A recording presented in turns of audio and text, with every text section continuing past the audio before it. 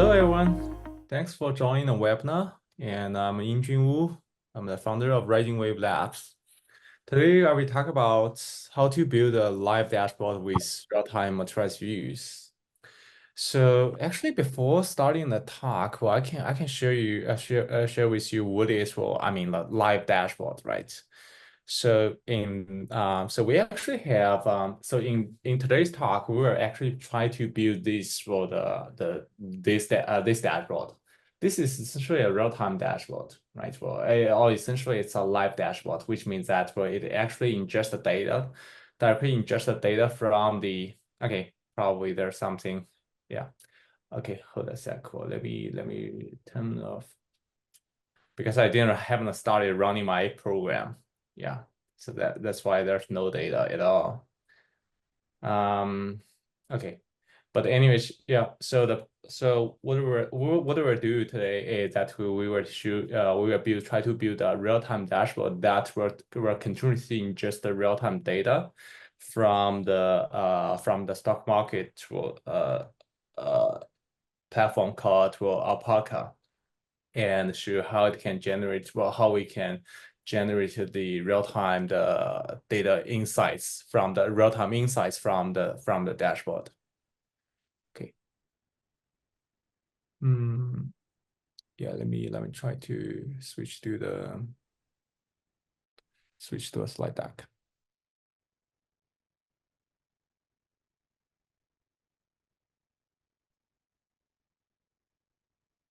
Okay, so first of all, to get started, let me just give a very quick introduction about what is RisingWave. RisingWave is a SQL platform for event streaming workloads. So whenever we talk about this event streaming, it could be like Kafka, it could be like Pulsar data, right? For Kafka streams, Pulsar streams, probably from Postgres CDC, MySQL CDC, MongoDB CDC. And yeah, we count all these kind of the continuous data as an event stream. And the RisingWave is essentially a SQL platform that is specifically built for the event streaming workloads.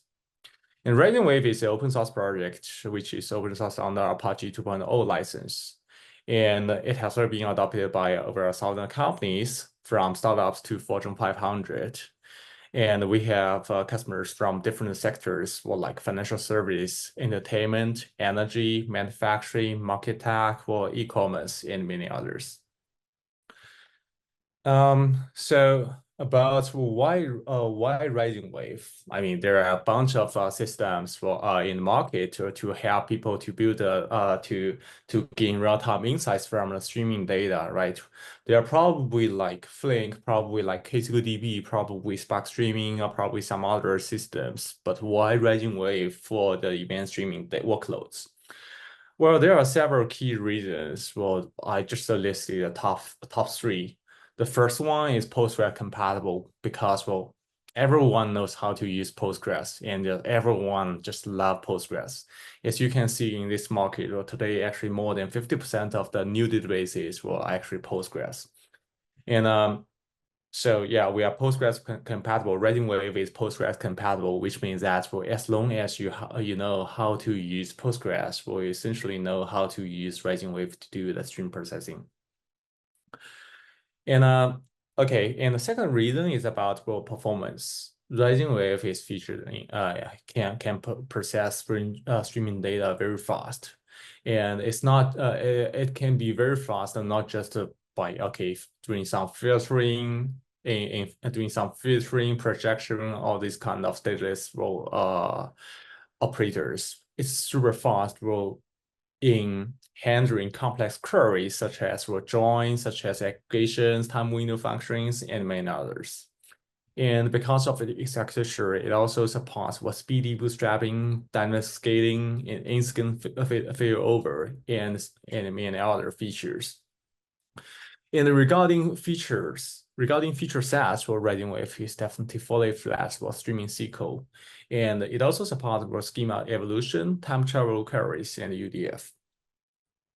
So today, our main topic is about how to build a dashboard, right? How to build a live dashboard.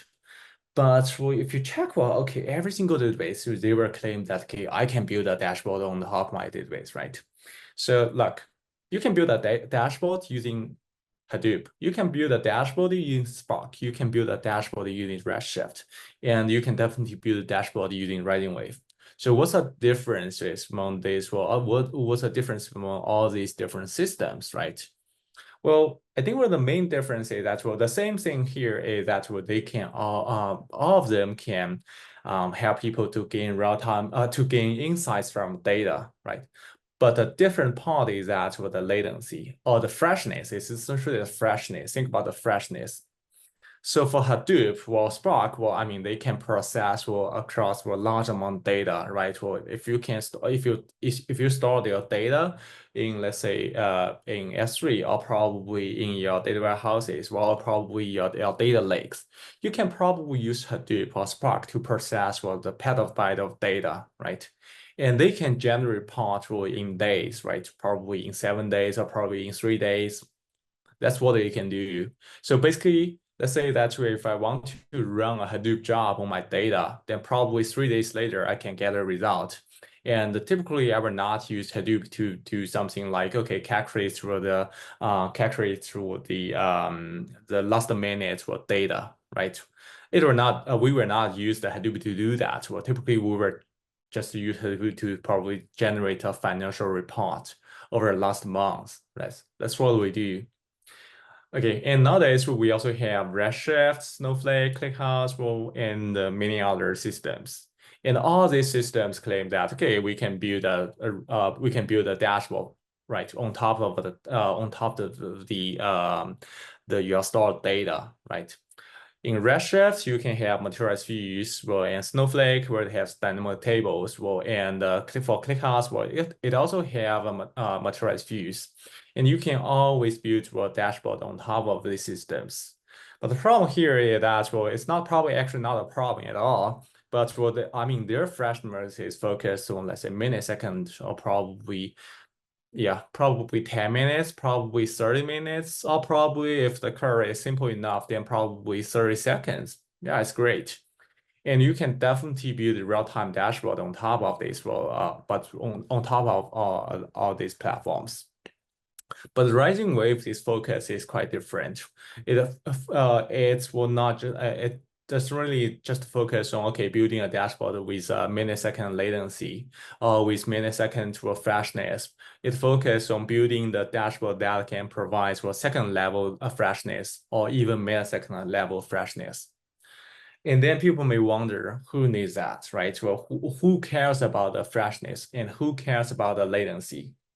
So definitely, as I just mentioned, well, for Hadoop, if you use Hadoop to generate a dashboard, then typically it means that you probably are doing something like financial report, like machine learning training, or like probably data science, right? In these use cases, you don't really care about the freshness. Well, the old data is good enough. Last week's data is good enough. Last month's data is good enough, right? But if you want to do like something like inventory management, travel booking, you probably care about the millisecond latency, minute level freshness, or probably hour level freshness, right?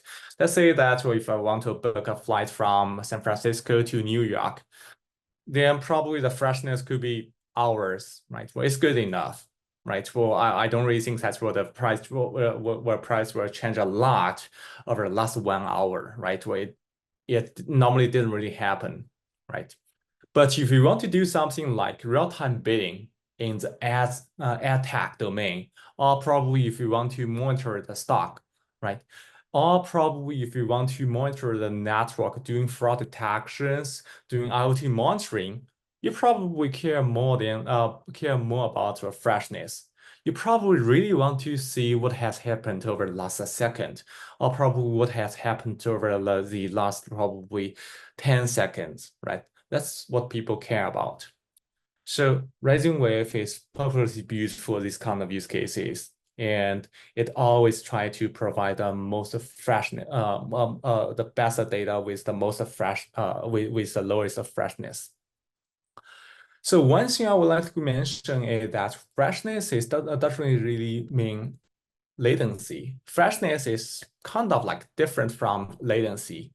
Freshness means, well, how up to date the data is, while the latency means, well, how fast the query is returned. So whenever we talk about, okay, the data is fresh, we mean that, well, okay, the data is probably generated from the last 10 seconds, or probably the last 30 seconds. That's fresh data, right? So think about, well, I mean, if we want to calculate, if in the stock market, if we want to calculate the average price of an NVIDIA stock over less than 10 seconds, then freshness really matters. It actually matters a lot, right? We don't really care about what the NVIDIA stock price for over the last 1 minute. We only care about what the stock price over the last 10 seconds. But for latency, it's actually more about, okay, for how fast the query can be, right? Well, how fast the query can be returned. Let's say that, well, okay, tell me if I want to search for some information like, okay, tell me the price of Marriott Hotel on September 1st. I don't really want to wait for probably minutes. I don't really want to wait for 30 seconds. 10 seconds is also pretty long for me. I just want to see that the data can be returned, or my query can be returned within seconds. That's what we want to see, right? In this case, latency really matters. So freshness is different from latency, but the good thing here is that we're in RisingWave, we achieve both freshness and latency. And okay, so RisingWave is purposely built for the, I mean, it's great. It's a great system for building live dashboard, and it provides sub-second level results freshness, sub-second level query serving latency, and there are a bunch of in production use cases for RisingWave. For example, as just mentioned, for stock trading. Typically, people need to do the post. If you are brokerage, or if you are, let's say, a trading firm or hedge fund, you probably really want to do the post-trade analytics, right? If you have your trading machines running on the front end, right? That's a trading part. But after trading, you actually want to do analytics about your performance, about, well, I mean, the risks. You probably really want to detect, okay, whether it's some scams, right? That's for the stock trading. You care about the latency and you care about the freshness. For payment services, well, similarly, I wanted to probably detect, okay, whether the transaction is a fraud. That's pretty important. So we really want to detect, well, this kind of fraud within seconds, right? Otherwise, the bad guys can probably swap my credit cards in different domains, or probably different websites, right? That's pretty dangerous. And for in-game sports betting, odds and risks is pretty important. And for these guys, what they care about the second level latency, probably should drop my latency to second level freshness. We probably want to drop my freshness to 1 second or sub-second, right? And for telecommunications, cybersecurity, they do anomaly detection, and for sure they need to have the second level freshness and a very low serving latency. So if we want to build a dashboard, typically people will mention, okay, how we can use, well, we probably can use Materialized views, right? And the RisingWave is featured, has a probably one of the best, the world's best Materialized views. But what Materialized view is not, well, it's definitely not a new concept. It's actually a pretty old concept, and most of the modern databases have Materialized views.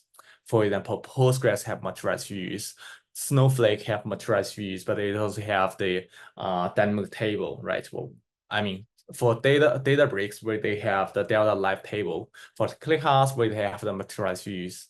But for RisingWave, we have Materialized views, and our Materialized view actually offers sub-second freshness at a very low cost, which is pretty important. If you compare to any other database system in the market, RisingWave's Materialized view can be as low as, well, probably just a fractional amount of the cost of any compared to any other database systems. And more importantly, we never trade freshness or cost for the consistency. I mean, we never trade out for the consistency for freshness and the low cost. The data is always consistent. And we can achieve the second freshness at low cost, not just for simple, let's say, filtering projection queries, stateless queries. We can achieve such kind of freshness and low latency for complex queries, such as joins, time window functions, aggregations, and many others. If you check about some other databases like Snowflake, Redshift, or probably Google BigQuery, right? Google BigQuery yesterday just announced that they support continuous queries. But if you check their documentation, you will immediately find that they do not really support joins, they do not really support aggregations. Basically, they do not support any stateful almost no stateful computation can be supported. But the RisingWave can support very complex queries like 10-way joins, 20-way joins, and we can still ensure that the freshness is as low as possible. So, and about okay, so apart from the complex queries, definitely failure recovery will be pretty important, and also the dynamic scaling, right? So we probably really want to scale in and scale out during the runtime. So why RisingWave's Materialized view is so special? Let's talk about some technical details, right? For Materialized views, one of the key concepts is about how we maintain the Materialized views, right? There are basically, no matter what kind of Materialized views you have, there are basically 3 different types of maintenance strategies. One is the full refresh, which means that, you actually, every time you want to refresh the Materialized view, you actually have to do the full computation. For example, in this case, we create a Materialized view called myMV as select const from the table called customers group by country, right? And now we have 4 items, right? 4 rows. And think about, imagine that, imagine that we inserted another 3 additional rows, right? 3 additional rows. Then what will happen? How we can refresh the Materialized views? The basic mechanism called full refresh will recompute all these, redo the computation over all these 7 items or 7 records or 7 tuples. So that's people can see the latest result from in the Materialized view. That's how it works. And classic databases all adopt this mechanism, such as Postgres in the past, they actually adopted the full refresh. But now, actually, Postgres have some other advanced technologies I will mention later.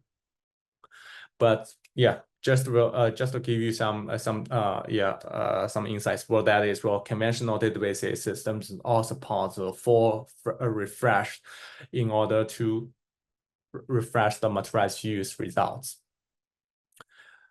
Another mechanism, a Materialized view maintenance mechanism, is called the incremental refresh. Incremental refresh is more powerful than definitely way more powerful than the full refresh, because it never needs to. You probably in most cases you don't really need to redo the computation. So let's say that now we have 4 tuples. And what will happen if we insert 3 new tuples, right? What will happen? What we should do?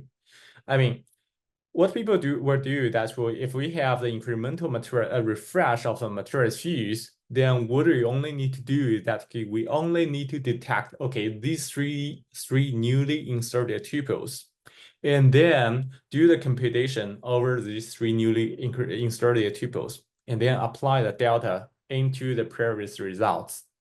That's incremental refresh, and the mechanism is totally different from the full refresh mechanism.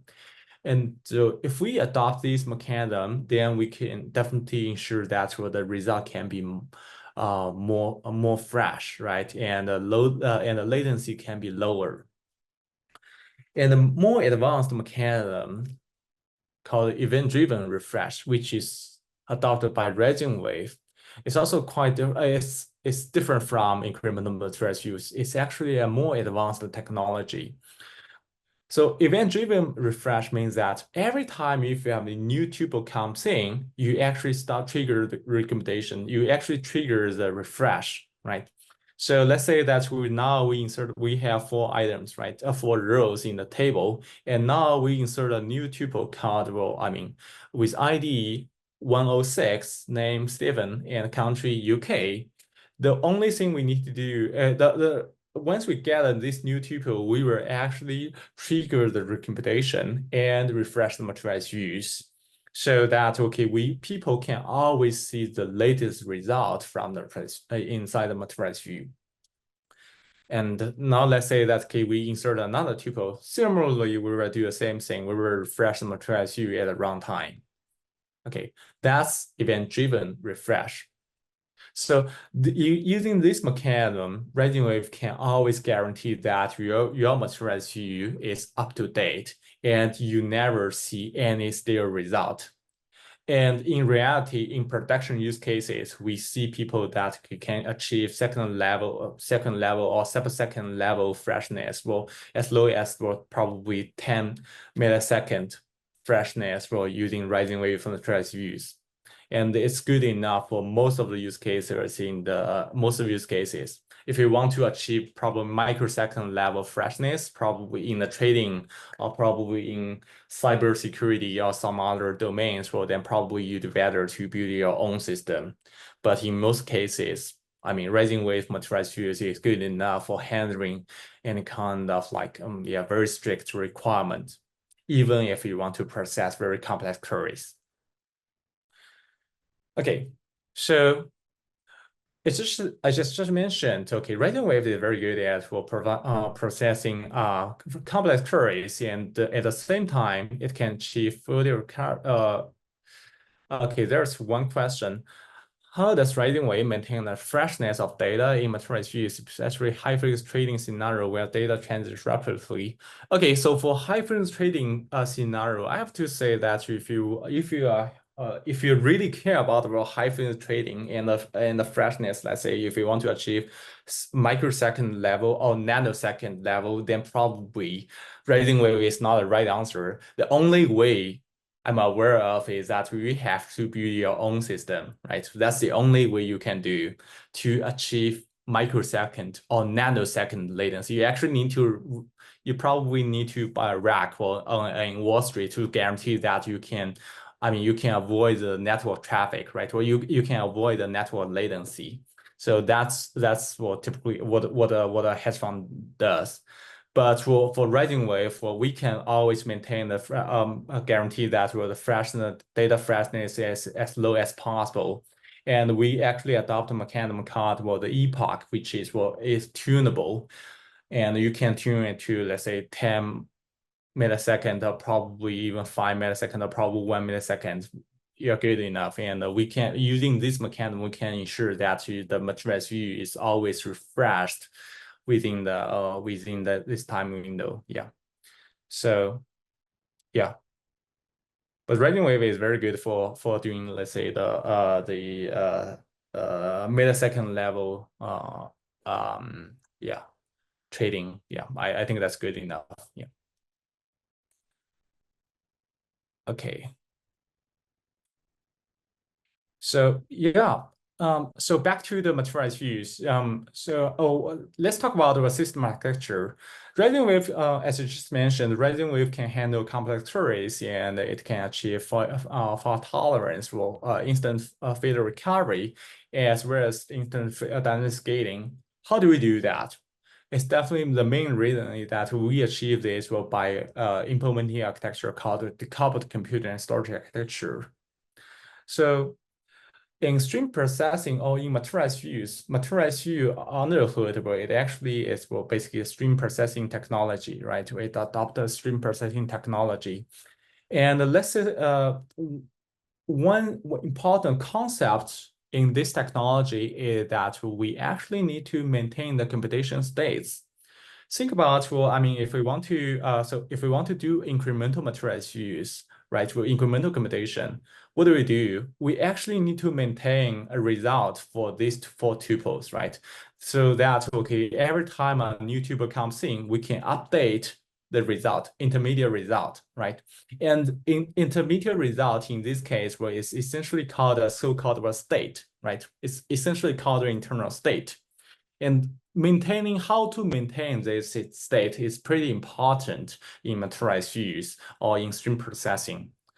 Considering that you want to join two different streams, one is called the impression stream, and the other one is called a click stream. This is at monetization case, right?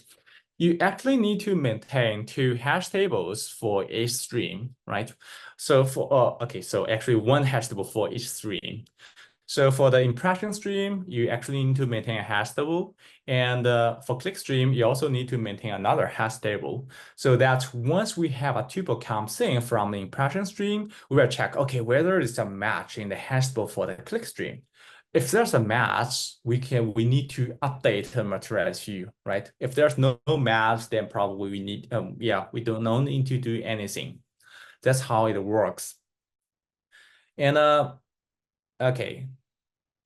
So for the conventional coupled compute and storage architecture, what people do is that we actually maintain the state inside of the compute, inside of my EC2 machine, right, or computation machine, right?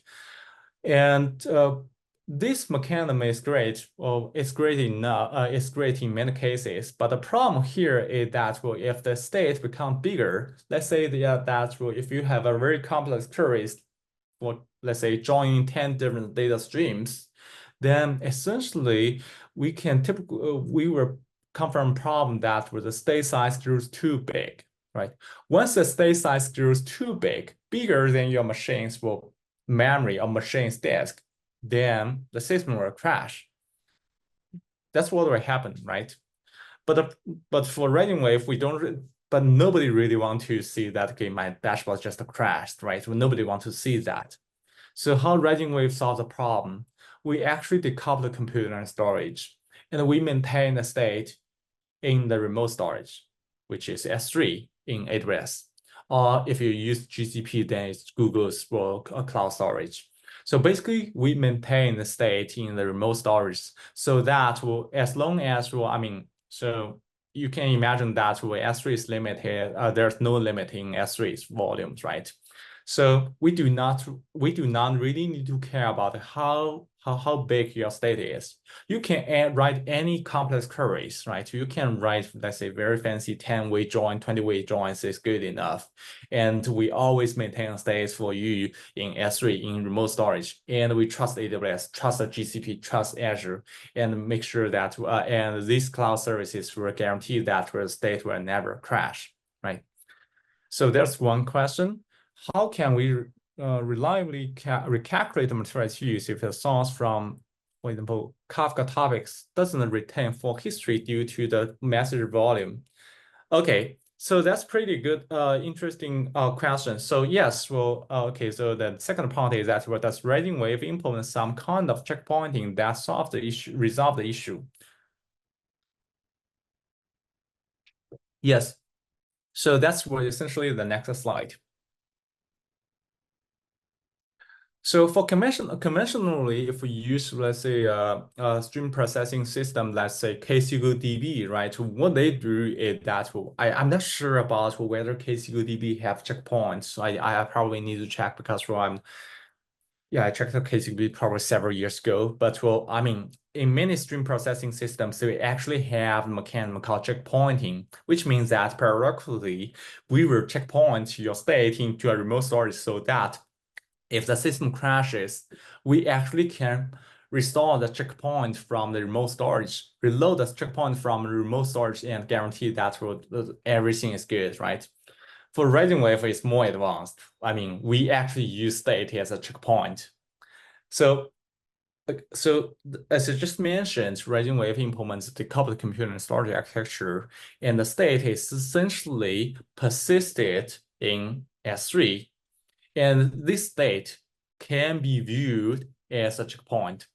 And the good thing here that for checkpoint, if you come from the stream processing world, let's say if you let's say KCGDB user, probably Slack streaming user, probably Flink user, you actually have to manually set up let's say the checkpoint interval, right?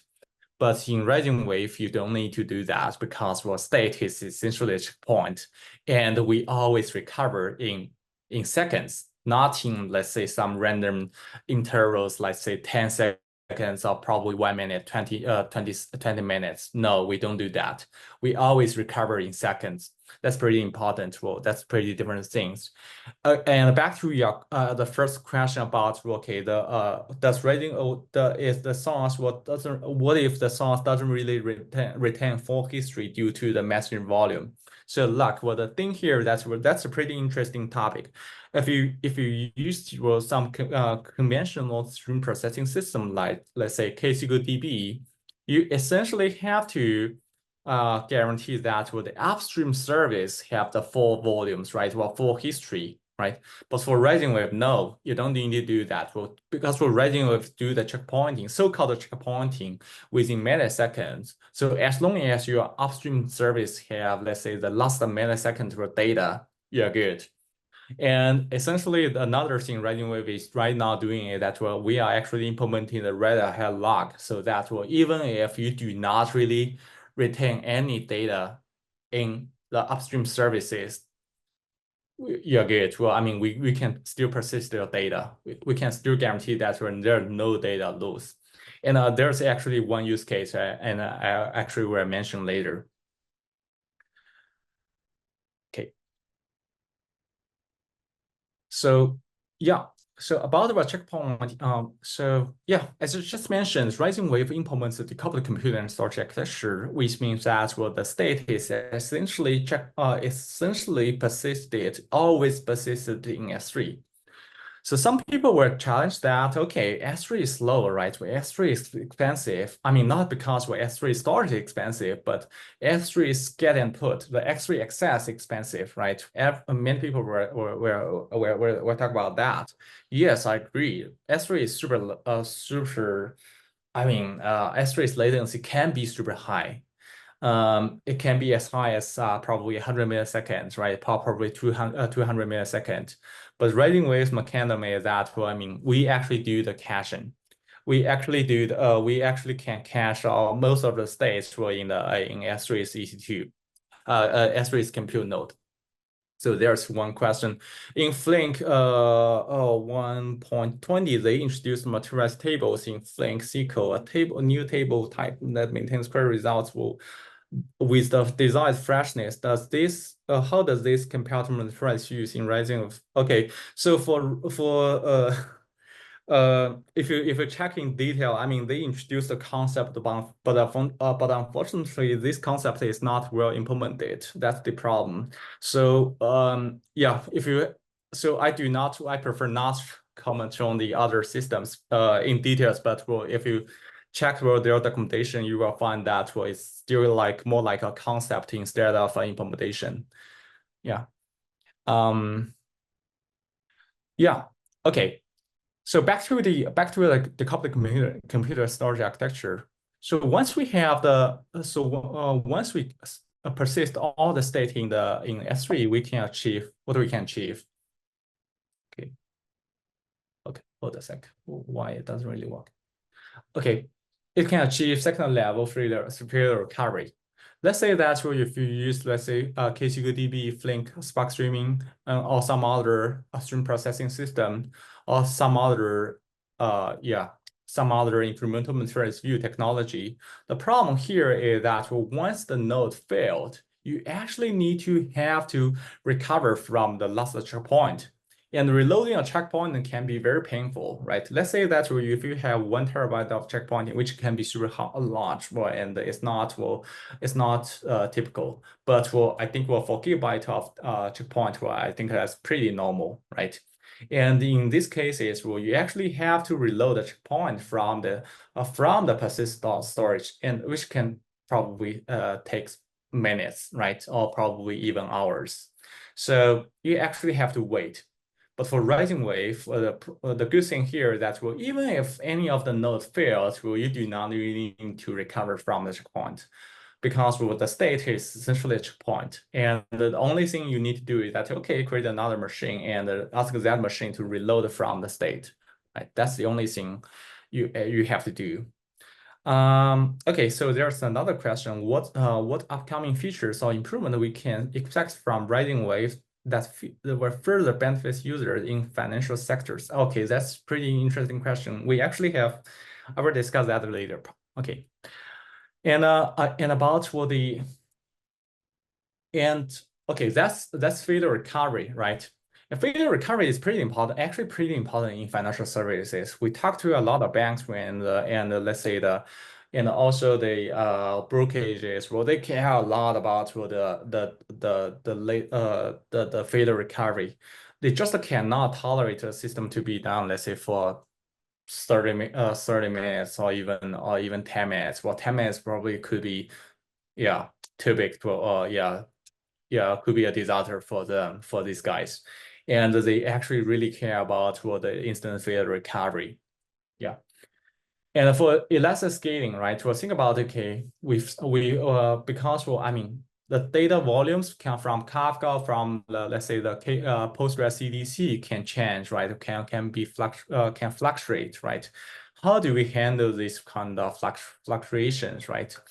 What RisingWave does really that we actually provide a feature called dynamic scaling, which means that you can scale in or out your materialized views or your computations were in real time and in seconds. Conventionally, if you use a classic database system or if you use a classic stream processor, typically what we do is that, okay, if we want to, let's say, scale from one machine to 3 different machines, we actually have to, I mean, reload a checkpoint from the remote storage and to get and we have to wait for these 3 machines to reload the checkpoint, right? As I just mentioned, okay, reloading a checkpoint can be very time consuming, can take minutes or even hours. But for RisingWave, the thing is totally different. I mean, the state is actually maintaining the persistent storage, and it's actually maintaining the persistent storage. And the only thing you need to do is to tell them that, well, tell these 3 new machines that, okay, you have to reload. You actually have to reload the cache, not the state. Cache from the persistent storage. So one thing I would like to mention is that, well, I mean, even if the cache doesn't really exist, well, you can still run, right? Well, the only trade-off is that, okay, you can probably suffer from the second level probably latency. But, well, I mean, once you gather all the cache resource, well, I mean, you can just process as normal. Okay. So, okay, cool. Okay, we only have probably 20 minutes left. Now let's dive deeper into the demo, right?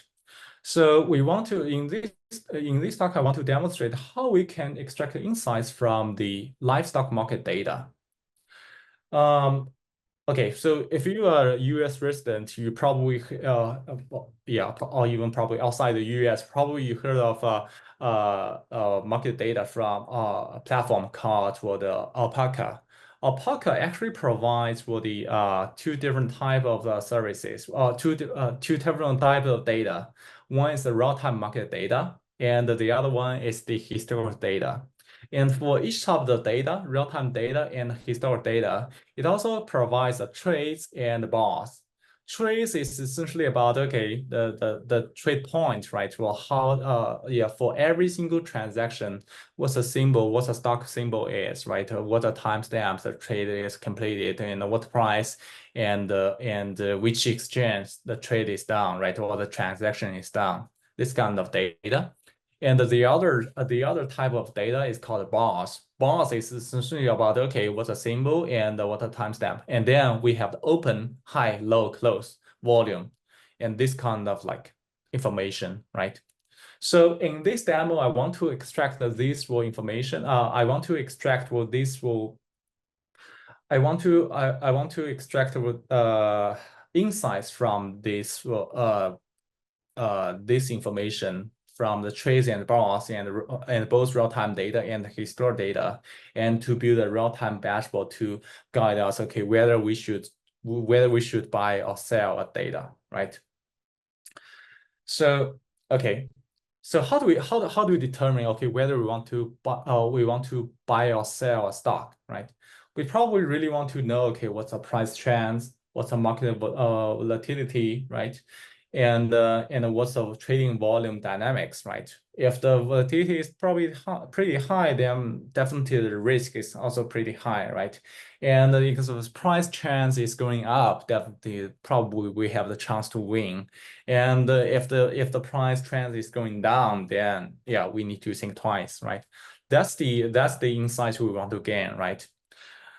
The thing here is that you cannot just gain this real-time insights from the you cannot just gain real-time insights directly from Alpaca. Alpaca is just like okay a data provider. It doesn't really calculate any insights for you. So what we have to do is that we actually have to build a materialized view. In this case, it's called a trade status, and to determine okay to calculate in real time okay what the price look like and what a market volatility looks like and what the trading dynamics will look like, right? To do this, we actually need to build three different materialized views.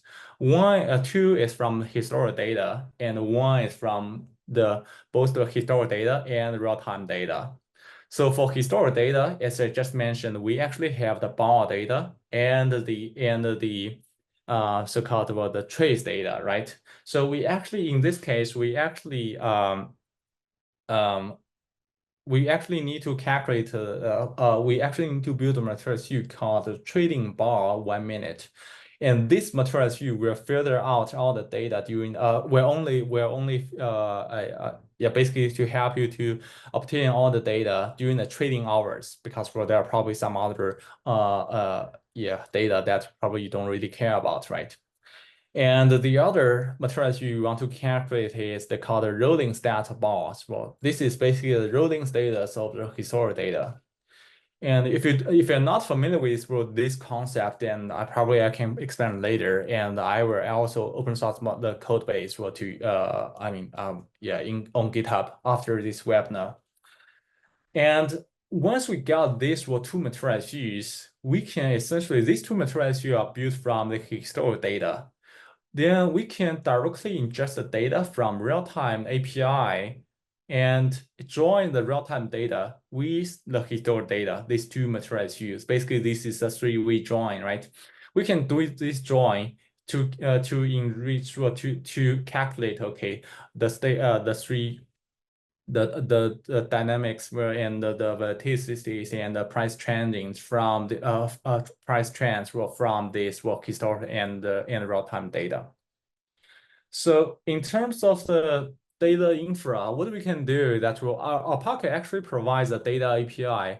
And in this demo, we actually use the Kafka to ingest the data from Alpaca. And then RisingWave can directly ingest the data from Kafka. So essentially, in this case, we use confident Kafka because it's pretty nice Kafka. And but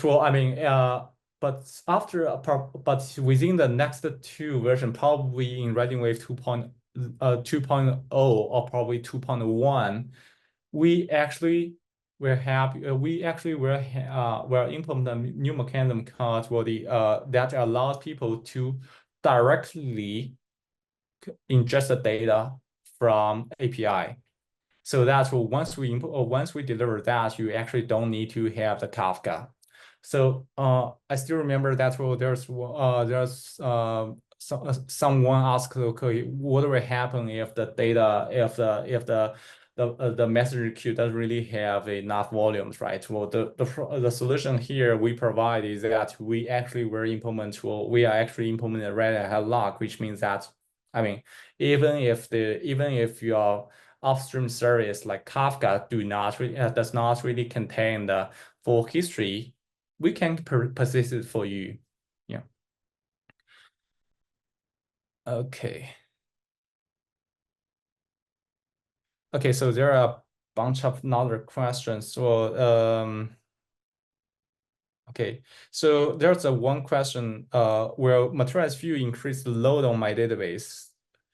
Can I make pipeline in RisingWave where I can create the transform data? Yes, well, definitely. So basically, this question is that okay, whether materialized view will increase the load, and can I use RisingWave to transform the data and basically do the data enrichment, and then And then probably, I think about this question is that to sync the data into an analytical database, like probably Snowflake, right? Yes, well, yes, the answer is yes. And the materialized view, we're not. Well, I have to say that from materialized view, we're increased the load for every single database, right? That's for sure. But one thing I want to mention is that RisingWave's or killer feature is we're creating from materialized views. Yeah. Okay. So look, once you have this, once you have this architecture, you actually don't need to. One thing you could notice that if you want to build this kind of things, right? Let's say using some conventional stream processors such as KSQDB or let's say Flink, then probably the architecture could be very complex, right? You actually have to have a processor to ingest the data from the upstream services, and then you actually because the processor cannot directly talk to processor, you actually still have to have a Kafka sitting between two different processors, right? So you actually have to maintain a Kafka to send the data into a Kafka and ask the downstream stream processor to consume data from the upstream Kafka. And also, there's no processor that can persist the results, right? Persist the results. So essentially, you have to send the data from the send the results from a stream processor to a database to ensure that we can build a dashboard on top of a database, right? So that's how, if you want to use a stream processor, then that's the architecture you have to anticipate. But in RisingWave, the nice thing here that you can build any materialized views on top of the materialized views, and there's no constraints at all, which is also quite different from any other database systems. Because if you use any other database systems, then probably they put a lot of limitations. You cannot do joins, you cannot do time window functions, you cannot do a lot of things in their materialized views, and there's no guarantee about freshness, right? So that's essentially how RisingWave is different from the other, let's say, stream processors and other databases. Yeah. So yeah, now I can let me share my screen, the coding part. Hold a sec. Let me try to exit for the.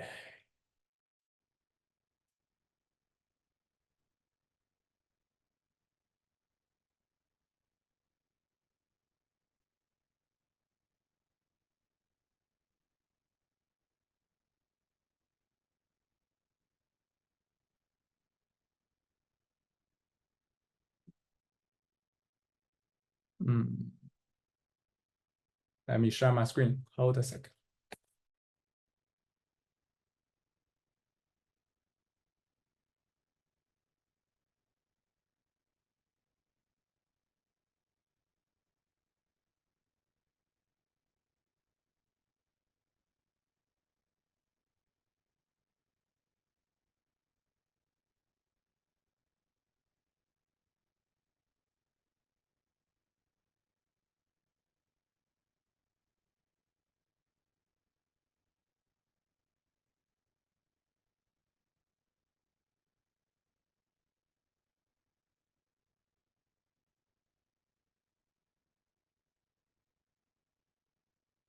Let's go to. Okay.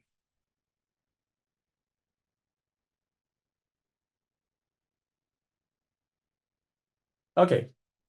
So in this case, I will show you how to build this how to build this application. Okay, cannot turn off Mac because it's not enabled. Okay, so there are some random failures. Well, let's forget that part. Okay, and because this is the live webinar, I probably don't really want to share my username and the password. So yeah, I just ignore that part, and I will not disclose the Kafka information, right? Definitely, I will not do that. So I will just skip these parts, right? But I will share the code after this webinar so that you can just run this code on your own laptop. So look, the materialized view will create is that we can create using RisingWave is that we can just create a table called trace, right? And once we do this, well, once we type in this command, well, you can actually directly consume the data from your upstream event streaming services like Kafka, right? And similarly, and in this case, we have one table for real-time data and one table for the historical data. And this trade is essentially for the real-time data, and the bar is for the historical data. So once you get these two tables, we can essentially create a materialized view using these two tables, right? The only way you need to do is that you do not need to write anything like, okay, a streaming job or Java function, not all this kind of or Python, right? Well, definitely you can use Python UDF in RisingWave. But well, the only thing you need to do is that you can just create a materialized views saying that, okay, pretty much view if not exist will as select star from the bar 1 minute. That's it. That's the only thing you need to do to build a materialized view in RisingWave. And here, if you want to build a materialized view on top of another materialized view, you can just write this. I mean, this materialized view helps you to fill out all the non-trading hour data, and then joined with the bars and derive the rolling status, right? And then once you do this, well, you can recalculate once you do this, well, you can build a dashboard. You can create a materialized views. Yes, that's it. Yeah. Okay. So in this demo, because I didn't really input my username, right, and the password, and I don't really want to share my screen to find my password. But if you're interested, then you can log into RisingWave.cloud, and yeah, let's see. Yeah, basically, if you switch to, okay, so I actually have, okay, so I don't really want to share this, but yeah, let me, okay. So anyways, yeah, you can see that way. Essentially, you can log into RisingWave cloud and create a cluster, and after that, you can just use strings to connect to the RisingWave cloud. So I will not demonstrate that part because well, that's kind of easy, and I will share the code afterwards. So back to the previous question about, okay, what kind of functionalities we provide for the trading for the stock trading, right? So there is one functionality we just delivered over the last 1 month, or in July, which is time travel query. So in the stock market, if you do stock trading, then typically you would really want to travel back to a certain time point. And in order to analyze, okay, what happened at that time, right, for a certain stock, right, for Tesla or for Apple, right, what happened? What happened at the time? So essentially, we introduced a new functionality called time travel, so that you can just travel back to the previous time in order to perform deeper analytics. Okay, and another new feature we will introduce is essentially called the as of join. So yeah, if you're in the financial services, well, you know what I mean is that, well, you probably really want to you probably really want to align two different time series data, right, to a time series, and then do some joins, right, to analyze the result, to analyze the data. And some other functions like gap, right? Well, or some other time series functionalities, and we will introduce pretty soon. Okay, so there's 2 more questions. How does RisingWave compare to other stream processing platforms or the OLAP dashboards? Okay, so if you talk about, so I think I have already answered this question briefly, but the thing here that, well, let's say that if you want to compare a RisingWave from the materialized view with ClickHouse materialized views, so hold a sec. Okay. So, okay, if you want to compare RisingWave materialized views with ClickHouse materialized views, or some probably, let's say, Snowflake materialized views, then essentially, as I just mentioned previously, the refresh mechanism is different. RisingWave uses for the event-driven refresh, which can guarantee that the latency is always low, and the freshness is always low. But if you use any other OLAP databases, Materialized use, then they are not optimized for that part. And the second thing I would like to mention is about the failure recovery and the dynamic scaling. For failure recovery, as you mentioned, if you want to achieve failure recovery in any system, if you want to achieve failure recovery for your Materialized use in any system, you actually need to maintain the state. You actually need to have a very good mechanism for maintaining states, right? I don't really know any system that implements such kind of such kind of mechanism, state management mechanism that can help you to achieve the instant failure recovery. Let's imagine that if your node failed, if your system, any node, let's say that if your system have 10 different compute nodes, and if any of nodes failed, can you tolerate that with the dashboard will be down for, let's say, 1 hour or probably for 30 minutes? If you can tolerate that, I agree that you can probably use any system, right? You probably can use Snowflake, you can probably use Databricks, you can use any system. But if you care about the failure recovery, if you really want to achieve instant failure recovery, then for sure you have to use some other systems, right? Like RisingWave. And similar, and another thing I will also mention is that typically Materialized use will be if once we turn on Materialized use, it will definitely interfere with the system performance, right? Because it will eat a lot of CPUs, right?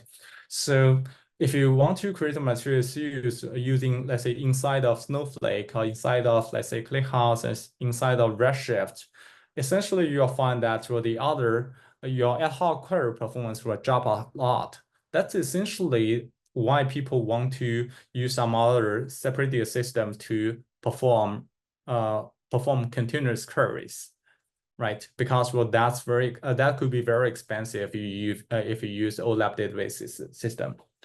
And the third thing here I want to mention is that, well, I mean, for most OLAP database systems, well, they are probably, especially for, let's say, systems like ClickHouse, they are very good for the big fact table, right? Well, if I have a big fact table, then probably I can run faster scans, right? But most of the database systems, even if they draw, even OLAP databases, even if they support joins, the performance isn't good enough. But for RisingWave, we are proud to support, let's say, 10 week, 20 weeks, or 30 week joins in real time with the latency still in seconds or even sub-seconds. Okay. And okay, then last question. Okay. Okay, so I think I already answered this question. Okay, what's the benefit of the any special functions for the financial sectors? Yes, I think I've already answered this question. We just introduced the time travel queries, which allows you to travel back to certain time previous time point. And we are trying to introduce more time search related functionalities to guarantee that you can perform time search analytics inside of RisingWave instead of using any other time search database system. Yeah. All right. So I think there are probably a few more questions, but let's keep the questions since unfortunately, we're running out of time, so probably I can answer offline. Yeah. Yeah, if you are interested, then probably you can just join our Slack community, and yeah, we are more than happy to answer any of your questions. Thanks. Thank you again for joining us today. See you all next week. Yeah. Bye, Thanks. everyone. Yeah. Bye.